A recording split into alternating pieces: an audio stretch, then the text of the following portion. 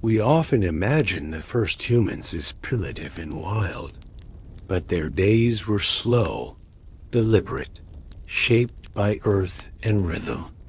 Tonight, we'll walk through one of those quiet days step by step. You are listening to Sleeping Scribe, where history unfolds slowly, gently, and quietly, guiding you to sleep and rest. Tonight, you will step back into a world far removed from modern life, a world where the only alarm clock is the sun, and the only certainty is the rhythm of nature. Are you searching for calm in the endless stream of noise? Maybe you find it hard to quiet your mind after a busy day, or perhaps you are simply curious about the forgotten ages that shaped humanity. Either way, let this story be your quiet refuge. In this slow and steady journey, you will not find drama or excitement, but a gentle immersion into the ordinary life of our ancient ancestors. Imagine the earliest humans, hunter-gatherers, waking before dawn, tending to embers, foraging among dew-laden grasses, crafting simple tools with careful patience, and drifting into sleep beneath the stars. Each moment is deliberate. Each sound is soft. Each day unfolds quietly, shaped by routine and the gentle struggle to survive. Tonight, as the world outside slips into darkness, let your thoughts meander into prehistory. Our goal is not to startle you awake with grand battles or lost cities, but to walk slowly through a single, ordinary day, step by step, moment by moment.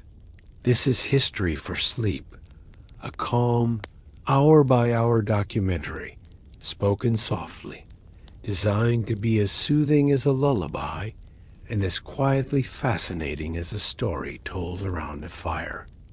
So get comfortable. Adjust your blanket or pillow, lower the lights, and let the images on screen slowly guide your mind back in time. As you listen, allow the mundane details to quiet your thoughts, and let the rhythms of the ancient world lull you into peaceful rest. If you enjoy this journey, consider listening to more stories on our channel, each one crafted to soothe and inform, to relax and gently intrigue. And now, let us begin our walk through a single, unremarkable, and yet quietly extraordinary day in the life of the first hunter-gatherers. The day begins in the Paleolithic, tens of thousands of years ago.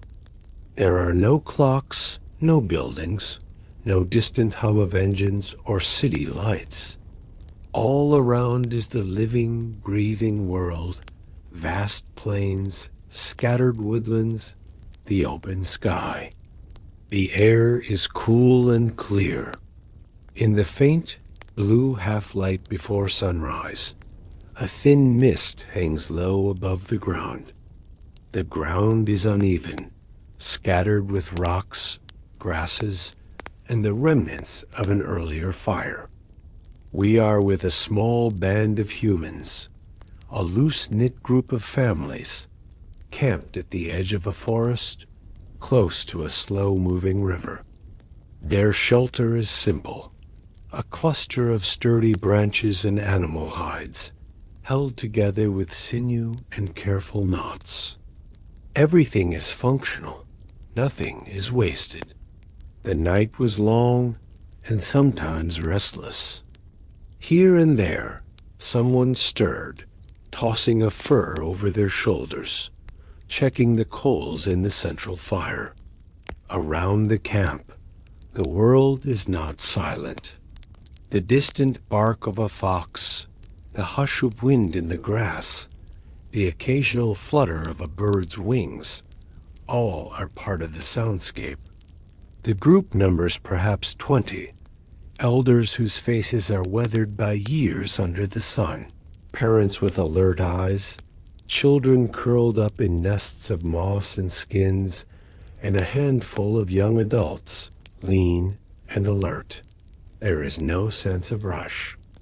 For these people, each day is shaped by the natural world, by the arc of the sun, the signs of animals, the moods of weather. As the first hint of sunrise glimmers through the leaves, one or two people stir. A mother gently rocks her child, careful not to disturb others. An old man sits up, stretching, quietly listening to the sounds beyond the camp, attuned to danger and opportunity. The campfire is a focal point, a source of warmth, safety, and continuity. Throughout the night, someone tended it, feeding it small sticks and watching the embers glow. The fire is never allowed to die. It is their anchor, their oldest tool. This world is not marked by haste. It is shaped by necessity and routine.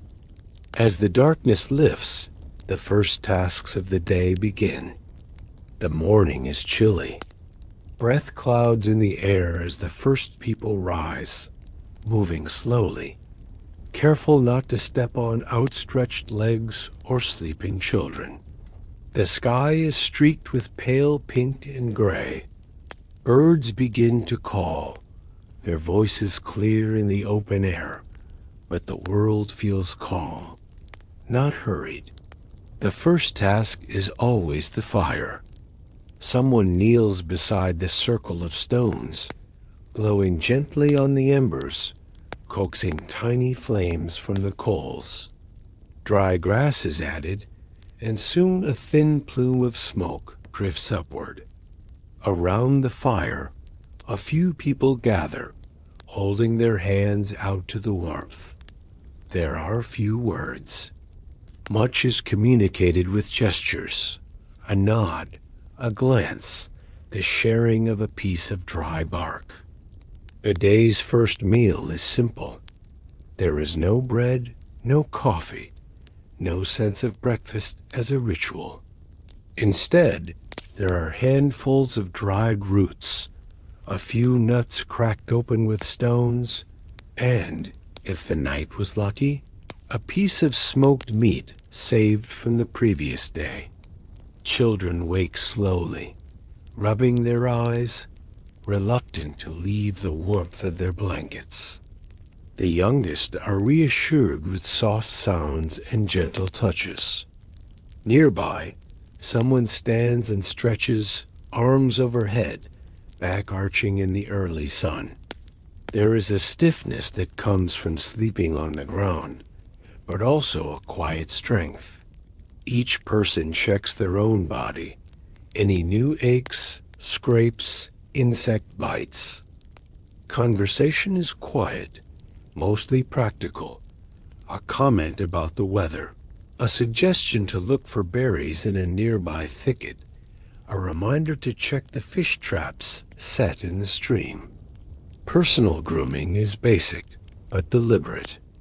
A few people use sticks to clean their teeth or untangle hair, working slowly and methodically. There is no rush, only the simple satisfaction of ritual. As the sun climbs higher, the camp stirs. Tasks are divided without much need for discussion. Some will go to forage. Others will stay to tend children or prepare for the hunt. Each person has their role, shaped by age, skill, and strength, but also by circumstance. The boundaries are flexible. On any given day, one person might hunt, another gather, a third remain behind to watch the fire and repair tools. Before setting out, some walk a short distance to relieve themselves, careful to avoid the area where water is gathered. Hygiene is understood in a practical way, a matter of survival, not custom. There is a final check of tools and clothing. Stone blades are examined, Bindings are tightened, and scraps of fur are adjusted. A mother tucks her child's blanket around their shoulders, murmuring something soft. A pair of teenagers joke quietly as they ready their slings and digging sticks. The day stretches ahead, slow and full of possibility. There is no sense of time passing quickly. Each hour is filled by the needs of the group and the rhythms of nature. As the sun rises higher, a group sets off to forage, leaving the camp behind. They carry baskets woven from reeds, digging sticks for unearthing roots, and small stone knives. There is a quiet sense of purpose, but not urgency. Each step is deliberate, each movement shaped by caution and habit. The foragers move slowly through the undergrowth, alert to every sound. The world is alive. Insects hum, birds flit from branch to branch, and somewhere, in the distance, a deer breaks cover and disappears into the shadows. Knowledge is shared quietly, passed down through demonstration and whispered advice. An elder pauses by a patch of green, kneeling to brush aside leaves and reveal the telltale shoots of edible roots. She shows a younger companion how to dig carefully, using the stick to avoid damaging the plant. The rhythm is unhurried. They talk little, listening for danger. An unexpected rustle, the bark of a distant predator. Most plants are well known to them. Wild onions, tubers, berries that grow in the shade. Some are gathered quickly, others require more effort. They taste a berry, rolling it on the tongue, making sure it is safe. One person teaches a child which plants to avoid: bitter leaves, milky sap, spines that prickle. Sometimes they find mushrooms, carefully checking color and smell. These lessons are never hurried. Survival depends on accuracy and memory. Now and then, the foragers pause to rest, crouching in the shade, chewing on a root or sipping water from a leaf. Their senses are finely tuned: the way a branch bends, the soft print of an animal, the presence of bird calls. Every moment is an opportunity for learning. Children help, their small hands busy collecting acorns or dropping pebbles into baskets. The work is tedious, but not unpleasant. There are jokes, simple songs hummed under the breath, and the constant low hum of insects and distant water. If they are lucky, they might find a bee's nest or a cache of eggs. These are rare treats, shared with excitement and caution. Some food is eaten on the spot, berries or sweet shoots. The rest is gathered to be brought back to camp. As the sun climbs toward midday, baskets grow heavier. The foragers check for signs of game: a tuft of fur, a trampled path, a shadow of movement in the grass. Sometimes they set simple snares, hoping to catch a rabbit or bird by evening. The journey back is slow. They are careful not to spill the precious food or lose their way. At the edge of camp, they pause, listening for familiar voices, the sound of laughter, the crackle of the fire. Returning is a small celebration. The day's harvest is emptied onto a clean hide. Each person inspects the pile: berries, roots, nuts, sometimes a handful of wild greens. The food is sorted, cleaned, and prepared with simple tools. Children watch, eager to help, learning the rhythms of survival in every gesture. In this world, Every meal is earned with patience and knowledge. Every bite is the result of skill, shared memory, and the quiet persistence of those who came before. While some forage, others remain at camp, tending to the tools and chores that sustain daily life. A man sits on a flat rock, turning a piece of flint in his hand, studying its shape. With practiced movements, he chips away at the stone, sending tiny flakes skittering into the dust. Each strike is deliberate. He listens to the sound, feels the vibration, adjusts his grip. Nearby, a woman twists strands of plant fiber, rolling them between her palms to make cord. She checks for weak spots, knots them together, and sets the finished length aside. These cords will tie bundles of firewood, secure shelters, or bind blades to wooden handles. Children watch, their eyes wide, sometimes trying their own small hands at the work. Mistakes are gently corrected. Skills are passed down not by instruction, but by repetition and demonstration.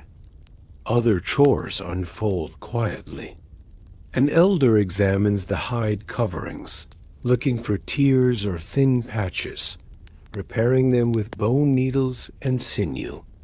Someone checks the fish traps in the nearby stream, walking carefully along slippery stones, hoping for the glint of silver in the net. A young woman sharpens her digging stick, using a rough stone to smooth the wood, removing splinters and checking the point. Throughout, the fire is tended.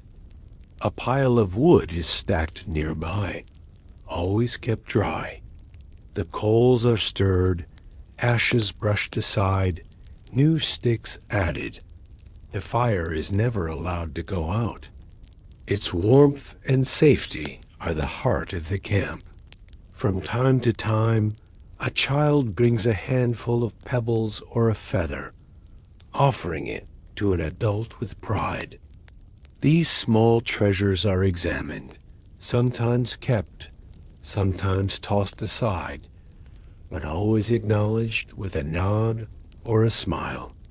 The sounds are soft and rhythmic, the clack of stone, the whisper of cord, the crackle of fire, the low murmur of conversation.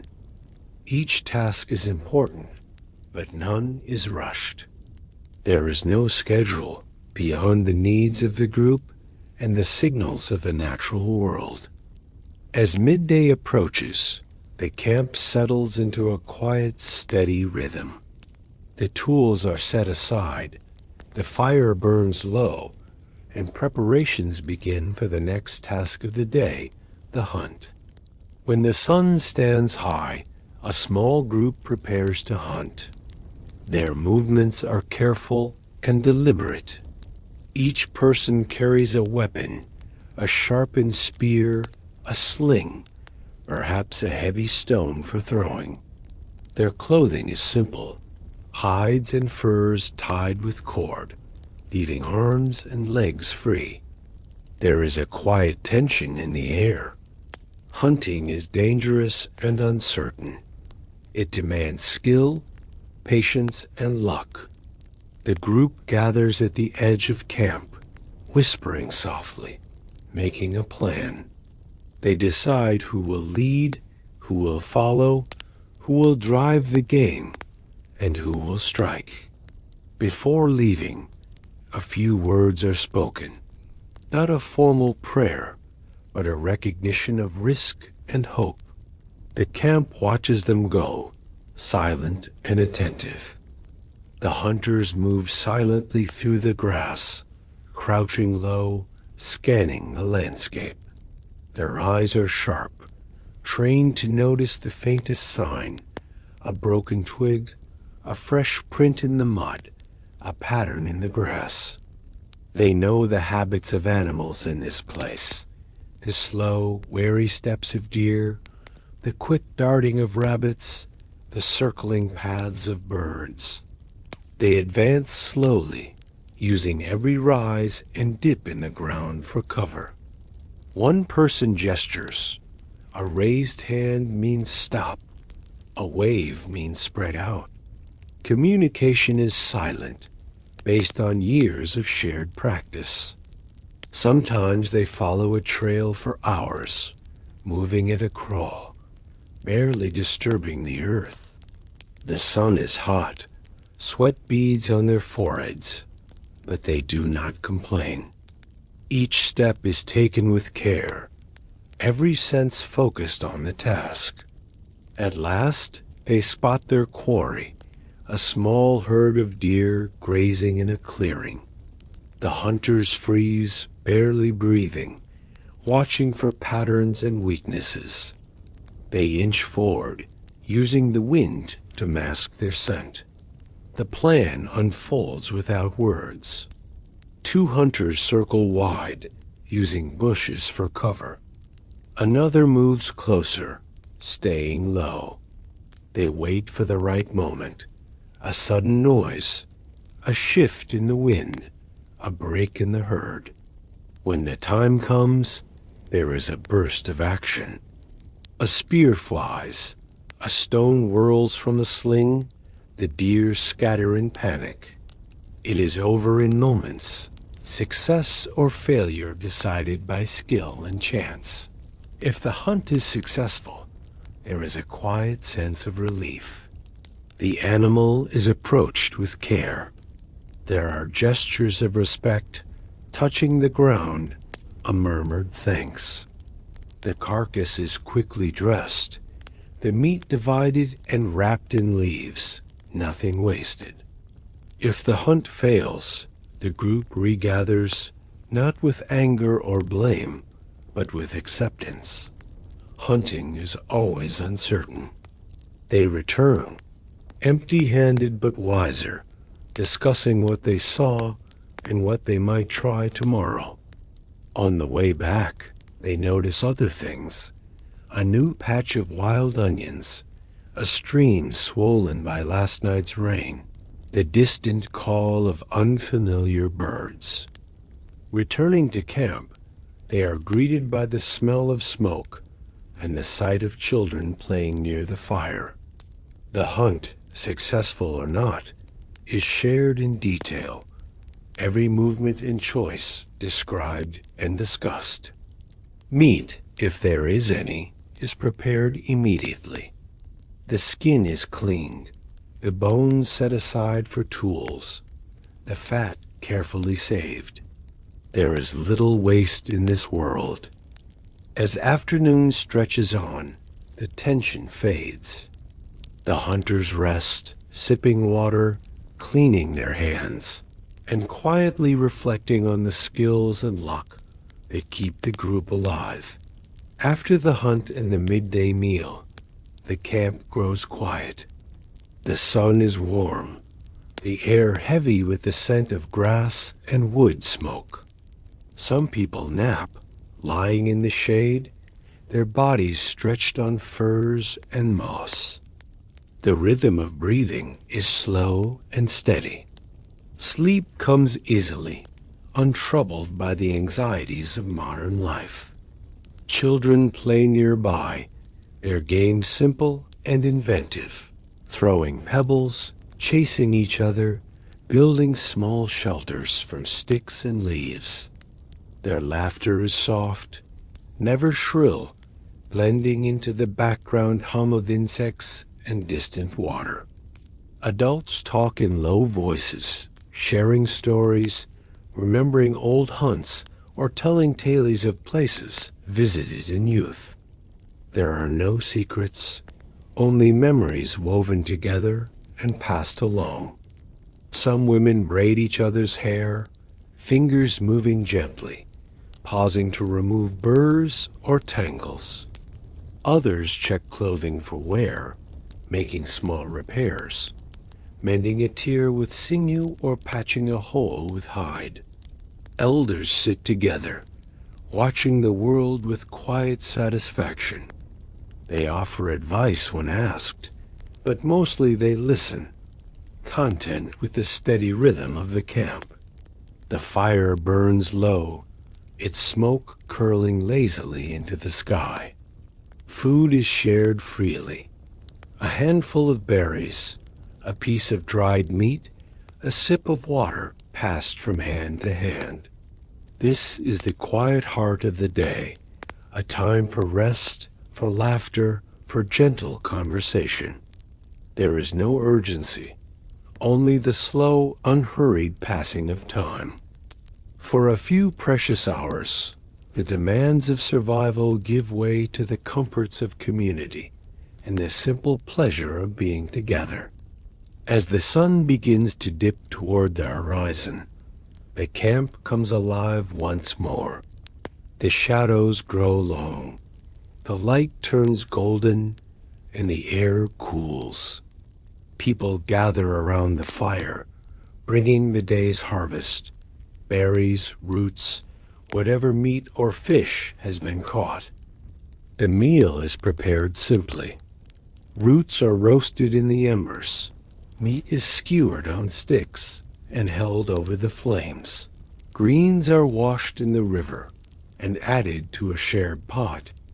The smells are rich and earthy, the sweetness of roasted tubers, the tongue of smoke, the faint scent of herbs. Each person takes a turn, tending the food, stirring the pot, checking the fire. When the meal is ready, everyone gathers close. There are no plates or utensils, only hands and shared leaves. The food is passed around, each person taking their share, always mindful of fairness and need. Conversation is gentle, voices low, as the group reflects on the day. The hunters describe what they saw, the foragers share their discoveries, the children recount their games. There is laughter, but also silence, as the group listens to the world around them, the crackle of fire, the call of night birds, the soft rush of the river. As darkness deepens, plans are made for tomorrow. Where to look for food, how to repair a shelter, what stories to tell the children. The meal ends slowly, with lingering bites and quiet conversation. Some people offer thanks, in words or gestures, for the food, for the safety of the group, for the simple gift of another day. The fire burns brighter against the dark, a beacon of warmth and comfort in the vast night. As night descends, the world grows quiet. The fire is the center of camp life, a circle of warmth and light in the darkness. People draw closer, wrapping themselves in furs, sitting shoulder to shoulder. There are stories told, memories of distant places, tales of ancestors, lessons learned from the land. Sometimes there is singing, a simple melody passed from one voice to another, blending with the sounds of night. Children listen, their eyes heavy, comforted by familiar voices and the presence of the group. Some drift into sleep by the fire, lulled by the rhythm of speech and the crackle of flames. A few adults walk the edges of camp, checking for danger, listening for the sounds of animals or the shifting wind. Their vigilance is quiet, careful, a habit formed by generations of need. Simple rituals mark the end of the day. A handful of herbs tossed on the fire, a whispered wish for safety, a gentle pat on a child's back. There are no grand ceremonies, only small gestures, acts of protection and care. As the fire dies down, people settle into their shelters, pulling furs tight around their shoulders. The world beyond is dark and unknowable, but the circle of camp is safe, familiar, and warm. Sleep comes slowly, softly, like the falling of night itself. Dreams are shaped by the sounds of the world, the call of an owl, the distant rush of water, the slow breathing of the group. For a few hours, there is nothing but rest, deep, undisturbed, and peaceful. As the fire's glow dims and the sounds of the camp fade into silence, you can allow your thoughts to drift, letting go of the day's concerns. You have walked quietly through a day in the life of the first hunter-gatherers, a life shaped by routine, patience, and community. No alarms, no deadlines, no hurry, just the slow rhythm of survival and belonging. If you are still awake, you are invited to listen further. As the night deepens, we continue our exploration. Stories of ancient animals, of tools and shelters, of dreams beneath unfamiliar stars. Or perhaps it is time to rest, to let this calm story fade into sleep. If you found this journey soothing, consider joining us again or subscribing for more calming history for sleep. We welcome your thoughts and suggestions in the comments. Let the last embers fade. Let the sounds grow distant. Sleep well and return when you wish to another gentle walk through history.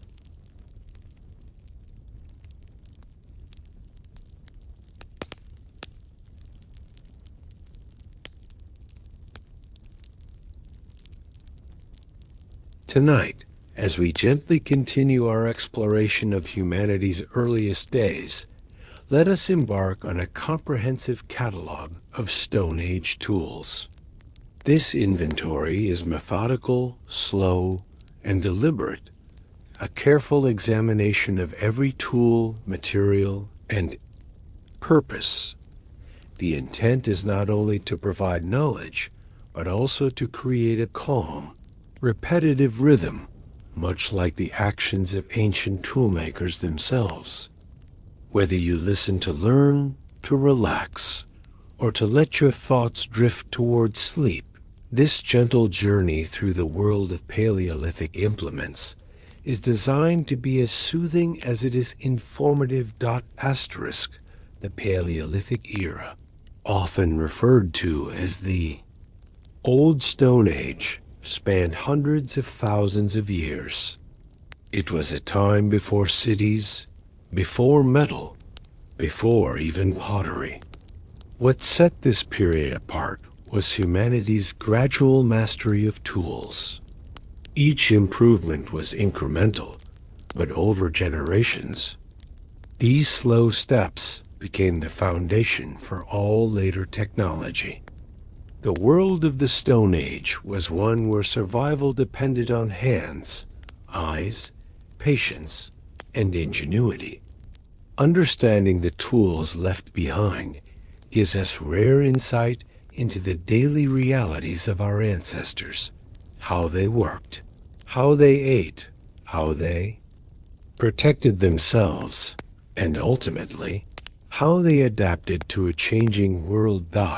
Before discussing the wide array of tools, it helps to picture the world in which these implements were created. Early humans lived close to the land, gathering what they needed from forests, rivers, and plains. Stones, bones, wood, and antlers were not only the backdrop to their lives, but the raw materials for every useful object. The act of making a tool was never separate from daily living. It was a habit, a ritual, and a necessity all at once. Each tool began with the search for just the right piece, the right weight, texture, and size. As you listen, imagine the patient hands turning a stone over and over, judging its shape and its potential. Let us start by examining the key materials chosen for toolmaking. Flint is perhaps the most celebrated, hard, brittle, and capable of breaking into sharp, glass-like fragments. Striking flint with another stone produced flakes that could slice, scrape, or pierce. Where flint was scarce, people used quartzite, a coarser stone that could still hold an edge. Obsidian, a naturally occurring volcanic glass, was prized for its incredible sharpness and was sometimes traded over great distances. Bone and antler, on the other hand, were softer but provided flexibility and resilience. Antler tines made excellent pressure flaking tools, while bone could be fashioned into needles, awls, or points. Wood was abundant, used for handles, digging sticks, and shafts. Every material was chosen not just for availability, but for suitability to the intended task. Selecting the right material was an act of quiet focus. A stone's sound, when tapped, might reveal hidden flaws or strengths. Some toolmakers traveled far to reach riverbeds known for quality stones or volcanic ridges where obsidian could be found. When bones or antlers were used, they were often taken from recently killed animals, then dried, shaped, or soaked for further working. This process of selection and preparation was passed down, generation to generation, with knowledge embedded not in words, but in demonstration and repetition. Each material told its own story of the place it was found, of the hands that shaped it, and of the work it made possible. The methods used to produce tools were as important as the materials themselves. The simplest technique, percussion flaking, involved striking a stone core with a hammerstone to detach sharp-edged flakes. These flakes could be used immediately or refined further. Pressure flaking was more advanced, and slower pressing an antler or bone tool along the edge of a stone. Flake to peel away tiny slivers, sharpening or shaping with great control. Retouching involved modifying an edge after initial use, adjusting it to suit different tasks. Each method required concentration, patience, and practice. If you are still listening, picture the rhythmic tapping, the careful pressing, the repeated motions that shaped each tool slowly, deliberately, and with a purpose in mind.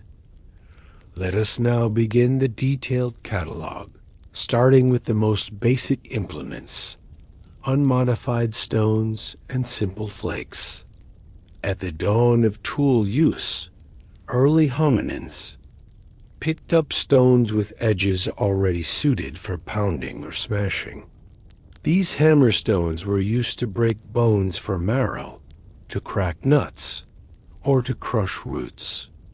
No further shaping was needed. Nature had already done most of the work. Simple flakes, produced by striking a stone core, were used as knives or scrapers. Their sharp edges allowed for immediate use, cutting meat, shaving wood, or scraping. Hides. These were the disposable blades of their time, used once or twice, then discarded, only to be replaced with a fresh flake from the same core. Some of the oldest archaeological sites contain little more than scatterings of these unmodified tools. Their simplicity was their strength. No specialized skill was needed, just the ability to spot a usable edge or to create a sharp flake with a single blow. The process of selecting, striking, using, and discarding became an unconscious routine. Over time, toolmakers began to realize they could improve on what nature provided. If you are still awake, imagine the subtle satisfaction in recognizing a useful shape in a random stone, and the quiet confidence of knowing how to produce a cutting edge whenever needed. The next major advance was the creation of choppers and hand axes. Choppers were produced by removing flakes from one side of a rounded stone, creating a rough, angled edge. They were used for heavier jobs, splitting wood, butchering large animals, or digging.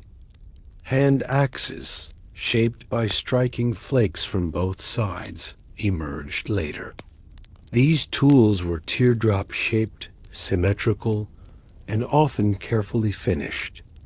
A hand axe fit comfortably in the palm and could be used for a variety of tasks: cutting, digging, scraping, or even as a throwing weapon.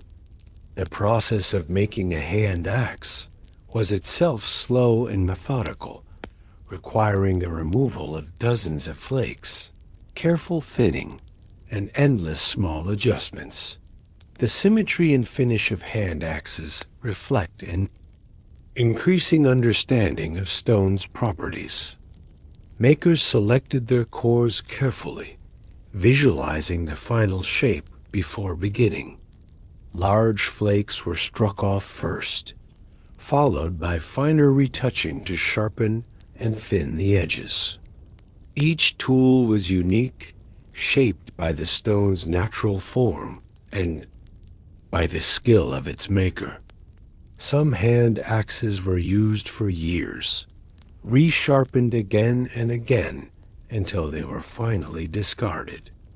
Their ubiquity at archaeological sites across Africa, Europe, and Asia attests to their value and versatility. Picture the slow process of shaping such a tool, the satisfaction as the rough core gives way to a balanced, effective instrument. Scrapers and awls add more refinement to the toolkit. Scrapers were usually made from flakes, with one side retouched to create a broad, sharp edge. Their primary use was in processing hides, removing fat, hair, and flesh to prepare skins for clothing, shelter, or storage. Awls, often crafted from bone, antler, or stone, had pointed ends for piercing holes in leather, bark, or plant fibers. The making of these tools required care. Scrapers had to be thin enough to cut, yet strong enough not to break under pressure. Awls needed a sharp, slender tip and a comfortable grip, allowing repeated piercing without injury to the hand. The tasks these tools made possible were repetitive, requiring both patience and stamina. Scraping a hide could take hours, each pass, slowly transforming raw material into something soft, flexible, and useful. Piercing holes for lacing or sewing required precision and rhythm. Early humans likely developed routines for these tasks, working in groups, sharing tools, and passing down skills by demonstration. For those still listening, you may notice how even the descriptions here mirror that repetition, task after task, stroke after stroke. The steady progress toward utility, not among the most sophisticated tools of the Paleolithic, were points and burins. Points, fashioned from flakes or blades, had sharp ends and were used as spear tips, arrowheads, or knives. The process of making a point required both skill and intention. Selecting a long, narrow flake, shaping the tip with pressure flaking, and thinning and straightening the edges. A well-made point had to be sharp enough to penetrate hide or flesh, strong enough to withstand impact and balanced enough for use as a projectile. Buren's, in contrast, had chisel-like tips used for engraving bone, antler, or wood.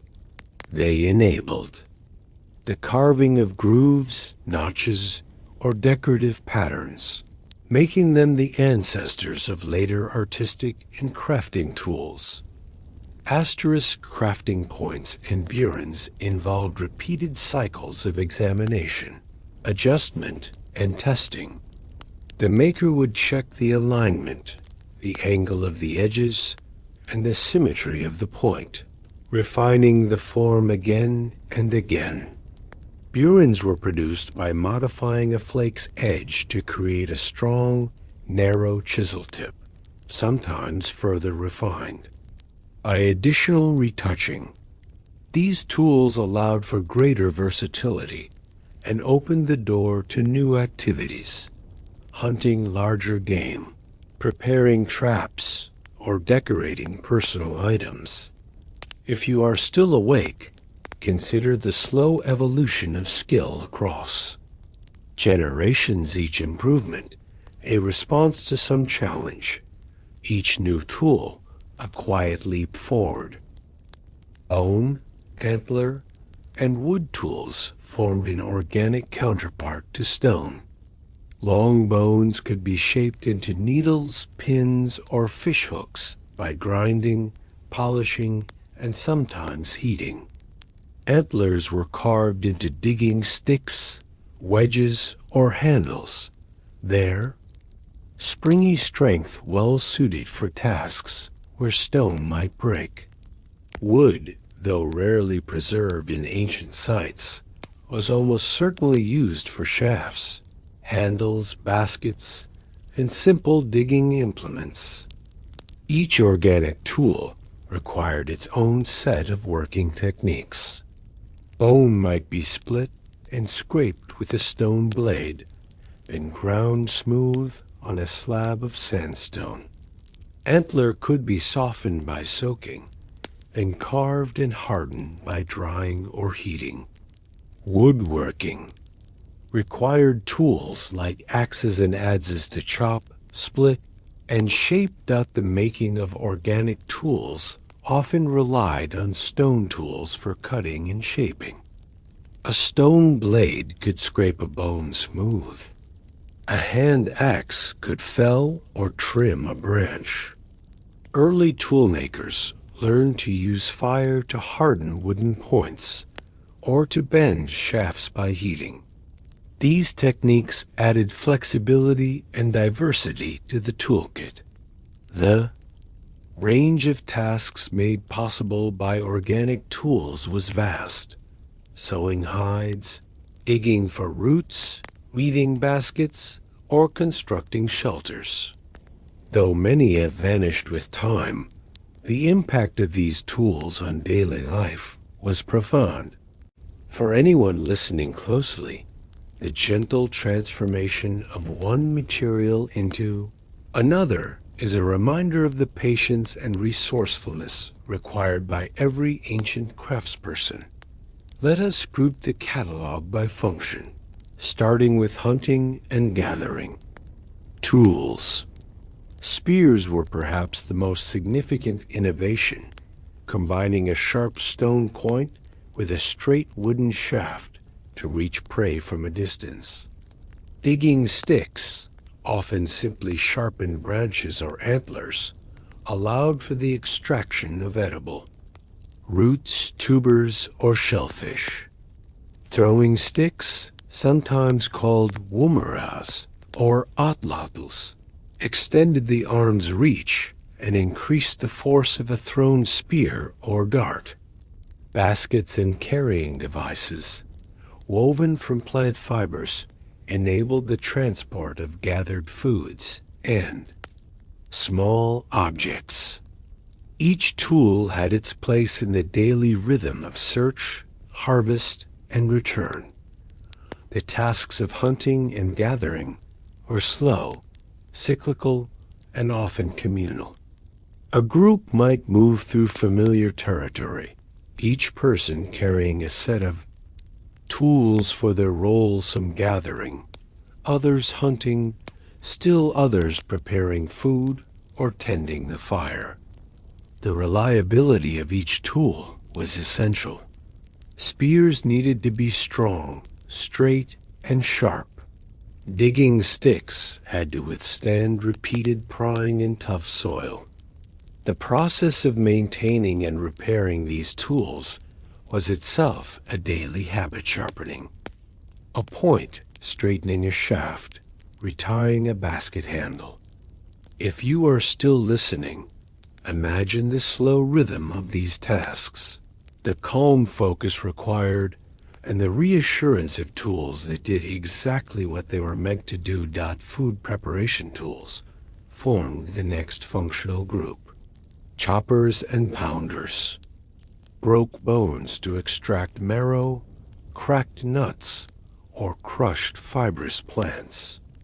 Grinding stones, sometimes paired as a flat slab and a handheld muller, reduced seeds, nuts, or grains to meal or flour. Sharp flakes or blades sliced meat, fruit, or roots. The repeated actions of grinding, pounding, and cutting were as fundamental to survival as gathering or hunting. These tools made it possible to consume a wider range of foods, increasing the resilience of early human communities. The making and use of food preparation tools involved repetition and routine. Each morning might begin with the cracking of nuts or the pounding of tubers. Each meal might end with the grinding of seeds. Over time, the most effective shapes and techniques were discovered and passed on. For those still listening, picture the slow wear on a grinding stone, the shallow bowl forming over months and years of use, the comforting regularity of daily tasks that always return to the same motions. Hide working and clothing tools were central to life in many climates. Scrapers prepared hides by removing flesh and fat, making them soft and pliable. Awls and needles pierced holes for lacing or sewing. In colder regions, clothing was essential for survival. In all regions, hides were used for bags, blankets, shelter coverings, and more. The repetitive nature of scraping, piercing, and stitching lent itself to group activity, people working side by side, sharing tools and stories. The finished products were a testament to both patience and skill. The tools used for hide work evolved slowly. Early scrapers were simple flakes. Later versions were carefully retouched for longer life and greater effectiveness. Bone needles, ground to a sharp point and sometimes drilled for an eye, allowed the sewing of finer garments. The process of transforming a raw hide into clothing was slow and methodical, each step building on the last. If you are still awake, perhaps you notice the gentle rhythm of these actions, the sense of accomplishment in turning something raw into something useful and protective. Woodworking and construction tools were perhaps the least preserved, but their impact was significant. Hand axes, adzes, and chisels, sometimes hafted to wooden handles, were used to cut trees, shape poles, or hollow out logs. Wooden tools and structures, such as shelters, drying racks, or traps, likely surrounded every camp, though few survive. The making of these tools often required combining materials. A stone blade hafted to a wooden shaft with sinew or plant fiber bindings, glued in place with resins or pitch. The process of woodworking was slow, requiring patience and repeated. effort. A tree might be felled over days, a shelter constructed over weeks. The same tools were often used and reused, sharpened or repaired as needed. For those who remain awake, think of the quiet pride in completing such a project, the sense of security offered by a well-built shelter, or the usefulness of a sturdy basket. The maintenance and replacement of tools was an ongoing necessity. Edges dulled with use, points snapped, handles wore out or broke. Early humans developed routines for resharpening, rehafting, or even recycling broken tools into new forms. The act of sitting by the fire, working a blade with a sharpening stone, or binding a new handle became part of the fabric of daily life. Communities might share especially fine tools or materials, and skills were taught and retaught, passed from elders to the young. In this way, the knowledge embedded in each tool was preserved and expanded. Sometimes, tools acquired a special value traveling between groups, traded for other goods, or kept as heirlooms. A well-made hand axe or a rare obsidian blade might be carried over great distances, its history growing with each new user. These objects connected people across time and space, creating webs of relationship and memory. The ability to make, use, and maintain tools became part of what defined early humans as a species. As we approach the end of this exhaustive catalog, it is worth reflecting on the legacy of these simple implements. Each one, no matter how humble, solved the problem and made life a little easier. Over generations, the skills required to produce and use these tools accumulated, forming the basis of culture and society. The slow, deliberate repetition of tool-making mirrors the steady unfolding of human history. Each advance built on what came before, each improvement shared, adapted, and refined. Allow yourself to rest in the knowledge that this progress was not rushed. Each detail mattered. The feel of stone in the hand, the sound of flint striking flint, the smell of fresh wood or bone. For those still listening, let the slow rhythm of these descriptions soothe you. Imagine the hands of countless ancestors, repeating the same actions, guided by the same needs, finding satisfaction in each finished tool. The catalog of Stone Age tools is, in truth, never complete. Archaeologists continue to find new forms, new variations, new clues to the lives of those who came before us. But the fundamentals remain: patience, observation, and the quiet work of hands shaping the world. Our exploration will continue, always, moving gently from one aspect of ancient life to the next, with the same careful attention to detail. If your thoughts begin to wander or your eyes begin to close, let the certainty and repetition of these inventories carry you gently toward rest. Thank you for listening, whether you are still awake or already drifting. If you wish, you can remain here, letting these calm inventories continue in the background, or let yourself slip away into sleep, knowing that the catalog of human history continues steady, reliable, and always unfolding, just like the slow passage of time itself.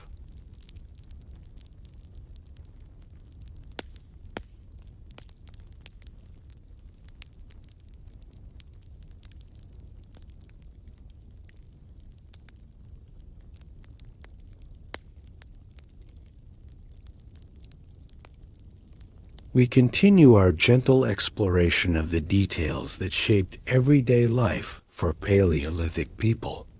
In these ancient times, routines were simple, dictated by the land and the turning of the seasons. This evening, let us focus on the most basic of needs: food. What did cavemen actually eat? The answer lies in a slow, careful catalog of the things gathered, found, or hunted, all depending on patience, skill, and the shifting abundance of the wild. As you listen, feel free to let your mind drift. Sleep may come and go as we walk, step by step, through the long, unchanging list of Paleolithic meals, a steady rhythm, night after night, year after year, shaping the quiet endurance of early humans. The most fundamental foods for Paleolithic people were those gathered directly from their surroundings: roots, tubers, wild fruits, berries, nuts, seeds, edible green leaves, and many others, all discovered through attentive wandering.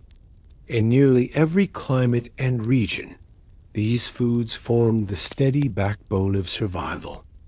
Roots and tubers were especially vital. With a simple digging stick, early humans would probe the soft soil for hidden treasures. Wild yams, for instance, provided dense, starchy calories and could be found along forest edges or riverbanks. These yams were dug up, cleaned, and sometimes eaten raw, though often roasted in hot coals for easier digestion and a sweeter taste. Cattail roots were common near ponds and slow streams. Their thick, starchy interiors could be peeled and chewed, sometimes pounded into a rough meal, providing slow-burning energy for long days.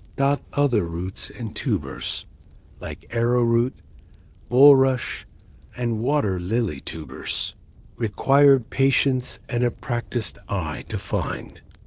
Early gatherers would have known where each type was likely to grow: the cool, shaded banks of streams for water lily, open marshes for cattail, and well-drained clearings for yams and wild carrots. These roots were usually eaten soon after gathering, though some, like arrowroot, might be sun-dried or roasted to store for a few days. The steady act of digging, washing, and preparing roots became a daily ritual, a rhythm repeated quietly, season after season. Even in times of scarcity, the persistence of roots beneath the ground offered reassurance. Wild fruits and berries brought a different sort of abundance, their sweetness a brief, precious gift. In the right season, foragers might find thickets of wild apples, tart and small, yet a welcome change from starch and greens. Cherry trees, with their thin, bright fruits, grew along the edges of forests, and their branches offered both food and shade. Plums, hawthorn, and elderberries appeared in different regions, each marking a short window of plenty. The timing of berry picking was critical. A few days too early, and the fruits were bitter or hard. Too late, and birds or other animals might claim them first. Blackberries and raspberries spread along forest edges, their brambles tangled and dense, protecting clusters of fruit that ripened in the warmth of summer. Blueberries, less common, dotted high ground and sandy clearings. The act of gathering berries was quiet and careful, every handful a mix of patience, luck, and gentle repetition. Beyond the pleasure of fresh fruit, Some gatherers dried or mashed berries to store them for leaner times. Pressed into cakes or mixed with other foods, dried berries became a quiet luxury in winter months when little else could be found. In colder climates, the tongue of lingonberry or the burst of sea buckthorn marked the changing of the year. Elderberries and hawthorn fruits, though less sweet, were eaten raw or sometimes simmered gently in embers, softening their flesh and mellowing their flavor. Every berry picked by hand, every mouthful eaten in the shade of trees, became part of a seasonal rhythm that shaped the slow passage of Paleolithic life. Nuts and seeds were just as important, their dense calories providing crucial energy, especially in the chill of autumn and winter.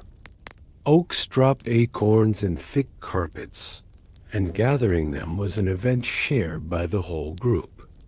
Some acorns, bitter with tannins, needed leaching placed in baskets, and set in running water for days, their bitterness washed away. Hazelnuts grew in tangled thickets, their shells cracked open with stones or by striking two nuts together. Walnuts and chestnuts, where they grew, were prized for their rich taste and long shelf life. Pine nuts were carefully extracted from the cones of tall, resinous trees, a task that required patience and skill. Seeds, though smaller and harder to collect, were no less valued. Sunflower seeds could be stripped from wild heads, flax seeds, gathered from open meadows, and amaranth or goosefoot collected in dry, stony soils. These seeds were sometimes ground between stones to make a rough meal, mixed with water, or scattered over roasted roots. In some regions, people discovered how to roast nuts in embers, their flavor deepened and their texture softened by fire. Stored in baskets, clay-lined pits, or simply tucked into the cool earth, nuts and seeds could last for months, becoming a quiet insurance against hunger in the colder months. Edible leaves, shoots, and green stems were gathered wherever fresh. Growth appeared. Dandelion leaves, the first sign of spring, offered a bitter but welcome taste, their vitamins and minerals easing the transition from winter scarcity. Wild spinach, sorrel, and chickweed were eaten raw, torn into pieces as people moved through the fields, or sometimes added to simple broths. Nettles, picked with care, were boiled or wilted over the fire, their sting lost to heat. In marshy regions, cattail shoots were peeled and chewed, their centers sweet and soft. Reed stems, burdock, dock, and young thistle all contributed there, flavors to the slow, recurring meals of the year. The act of foraging greens was itself a lesson in patience and observation. Certain plants appeared only in particular soils or at certain times. Some, like wild garlic or onion, left a scent on the air, while others, like lamb's quarters, hid among taller grasses. Each leaf picked was inspected for insects, damage, or signs of disease. The memory of which plants to gather and which to avoid was passed quietly, day after day, from elders to children, shaping the safety and health of every group. Mushrooms and fungi, though never a large portion of the diet, provided moments of rare excitement. After spring or autumn rains, clusters of morels or puffballs appeared among the leaves. Finding a patch of edible mushrooms was a small triumph, their shapes and colors familiar to those who watched the land closely. Caution was always needed. Many fungi were dangerous, and mistakes could be deadly. Over years, the knowledge of safe mushrooms, their location, season, and preparation was guarded and shared only with those who had proven their care and attention. Morels were prized for their delicate taste and were often roasted on hot stones, while puffballs could be sliced and eaten raw or cooked gently in the embers. Honey fungus, when found, was prepared carefully, sometimes boiled before eating. Gathering of mushrooms required silence, slow steps, and a careful eye.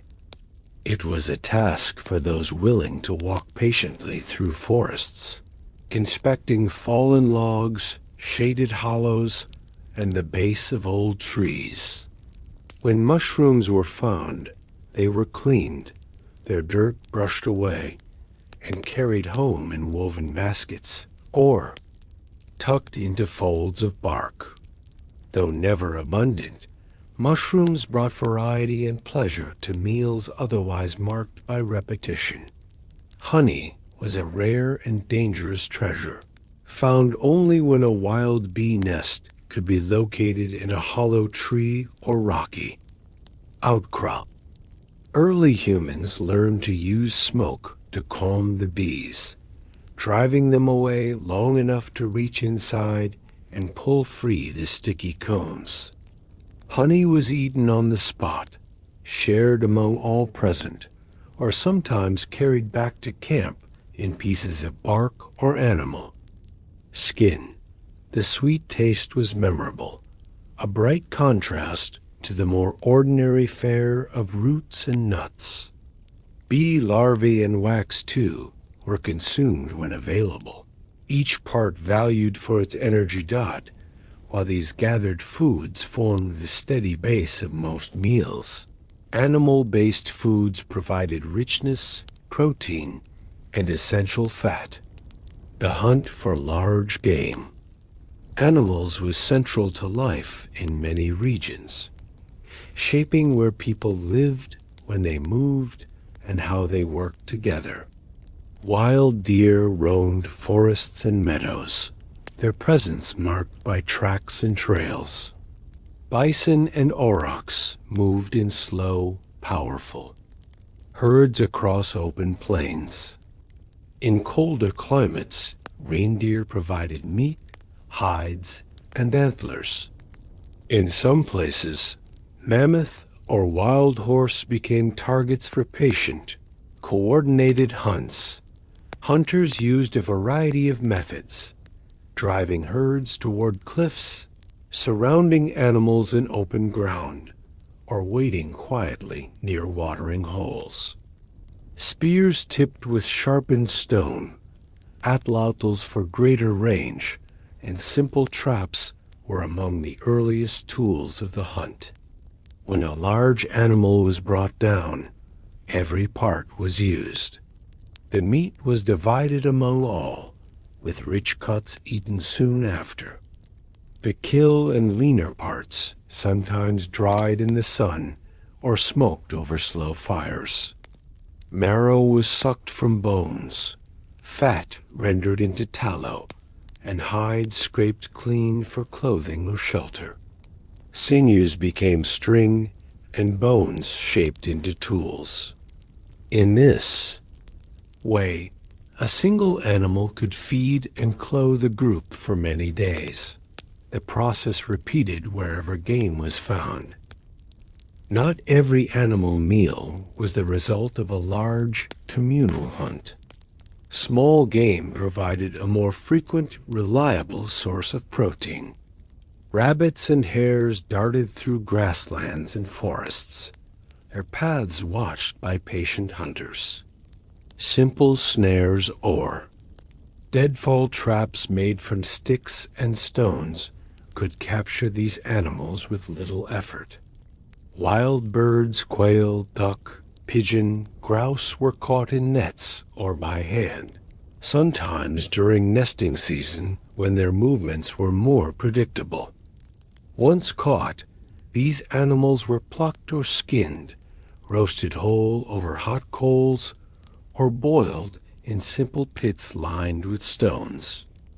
Eggs were a seasonal treat, gathered from nests in trees, tall grasses, or on the ground, and eaten raw or cooked gently by the fire.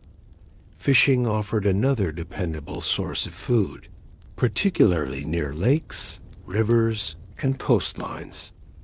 Early humans learned to watch the habits of fish, their spawning runs and hiding places. Fish were caught by hand, with sharpened sticks, or in woven baskets set along shallow water.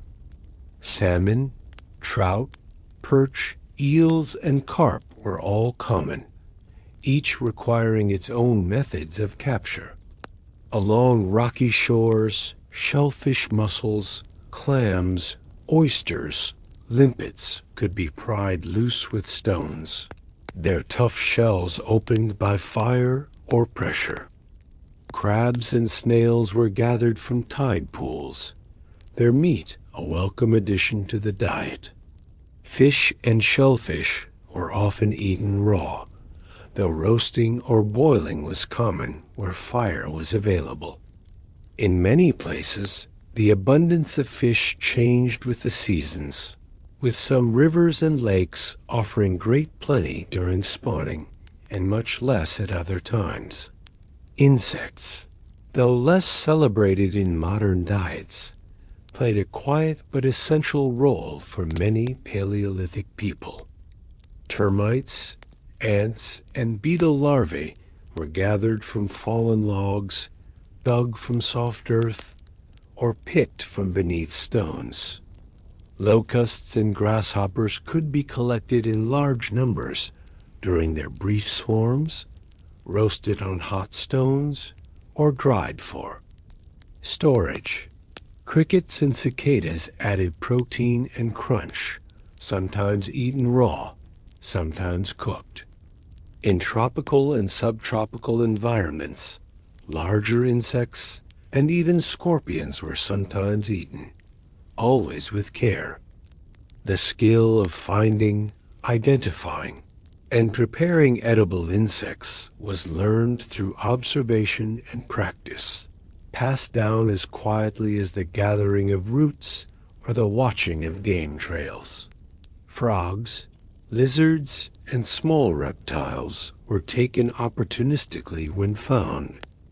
In warm, wet places, frogs gathered at water's edge could be caught by hand or with simple nets. Lizards sunning themselves on rocks were stalked and grabbed with quick movements. Turtles, though slower, required patience to find and capture, their eggs buried in sand or mud as a seasonal delicacy. In all cases, these foods were eaten quickly, the meat roasted or boiled, the bones sometimes used as tools or ornaments. Each provided a brief, often unpredictable addition to the otherwise repetitive list of daily meals dotted throughout the year. The types and quantities of available food changed with the seasons. Spring was marked by new growth tender leaves, shoots, and the first berries. Bird eggs were easier to find as nests appeared. As the weather warmed, insects became more plentiful, and small animals grew more active. Summer brought the height of fruiting, with wild apples, cherries, plums, and many kinds of berries ripening for only a few weeks each year. Fish ran upstream in great numbers, and even larger animals moved along established paths in response to the changing landscape. By late summer and autumn, nuts and seeds matured, and roots became easier to dig from softened ground. These foods, were gathered in quantity, stored in pits, baskets, or wrapped in leaves, and set aside for the leaner months.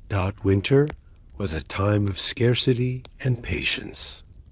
In colder climates, meals depended on what had been preserved: dried berries, smoked fish, dried meat, and stores of nuts and seeds.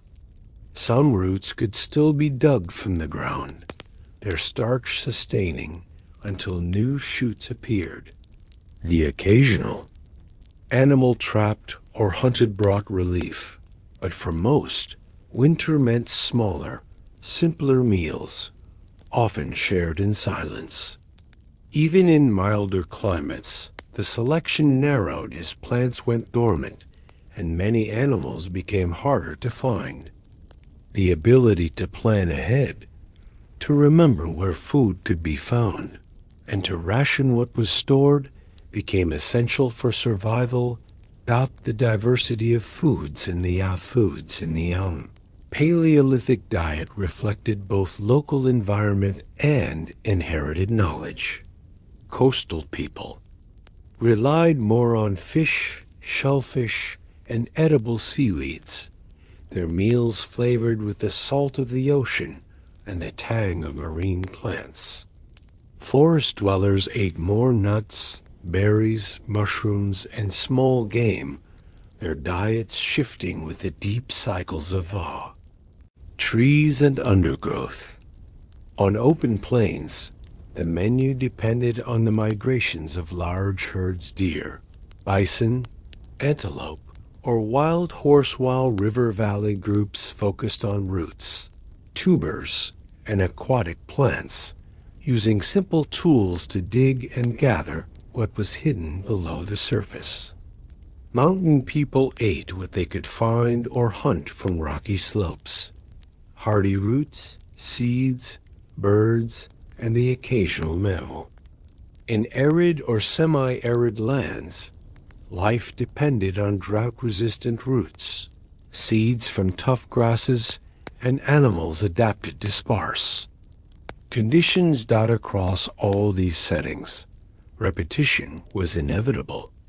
The same foods returned, season after season: acorns in autumn, dandelion greens in spring, berries in the brief warmth of summer, and roots almost year-round.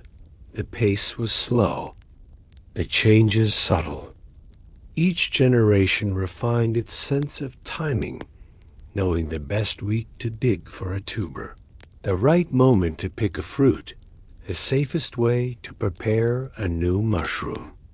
This knowledge was preserved not in writing, but in routine, habit, and the steady, reassuring repetition of everyday life.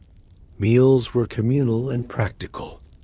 Children learned from their elders which plants to trust and which to leave alone, the proper method for opening nuts, the safest way to crack a bone for its marrow.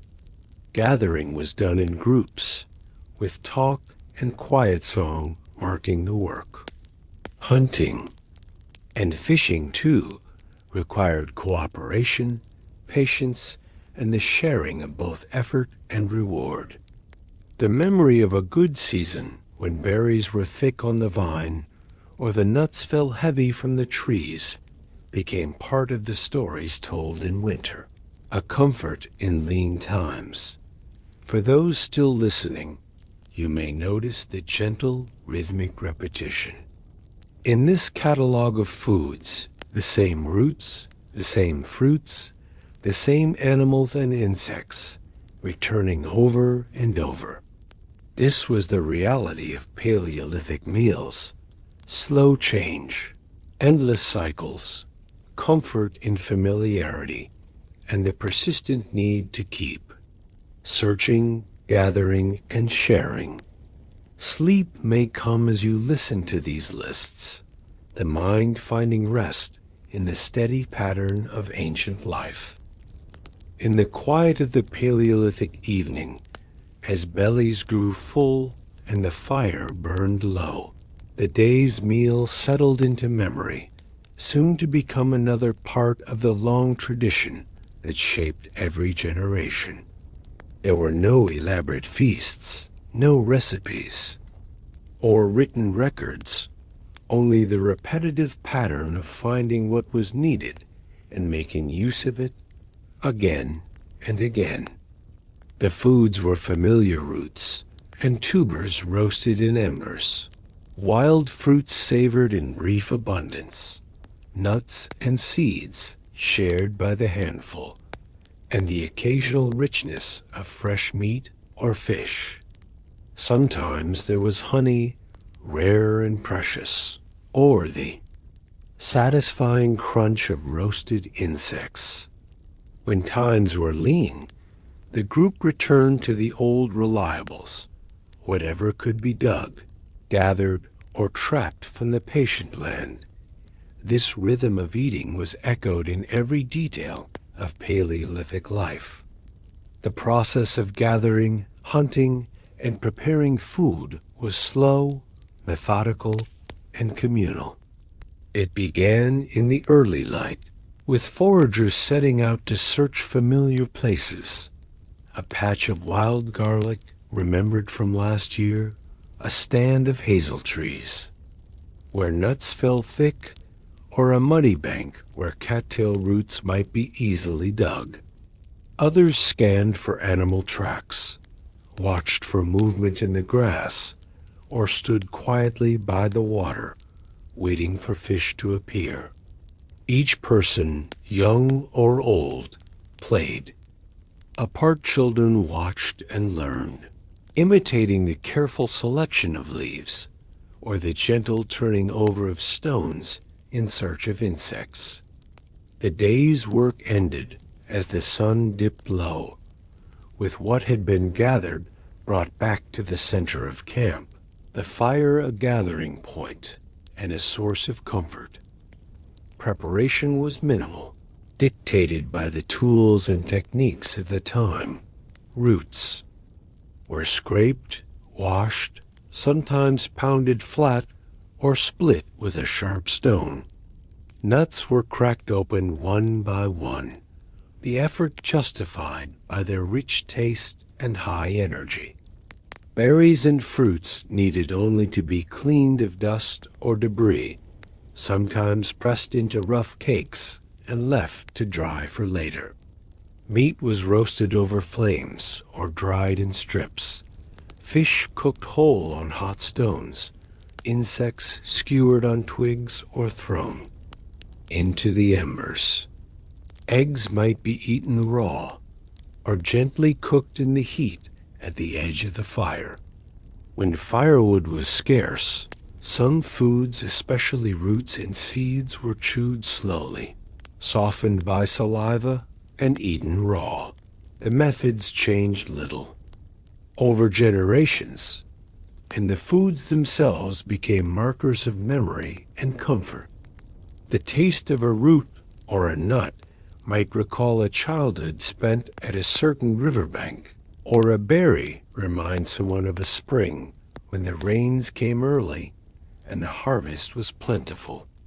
Even the scarcity of winter, with its reliance on stored nuts or tough, stringy meat, was woven into the group's identity, a lesson in endurance, sharing, and hope.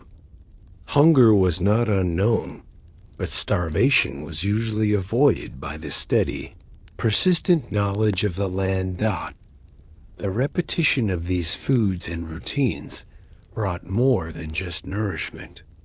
It taught patience, fostered cooperation, and established a sense of belonging. Each successful hunt, each basket of gathered greens, each shared meal was a quiet affirmation of survival, a signal that, for another day, the world had given enough. These patterns, though simple and unvaried, shaped Paleolithic culture as surely as the tools they made or the art they left behind on stone walls.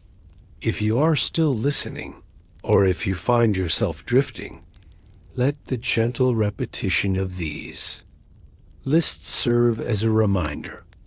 Ancient life was measured not by novelty, but by the quiet security of routine.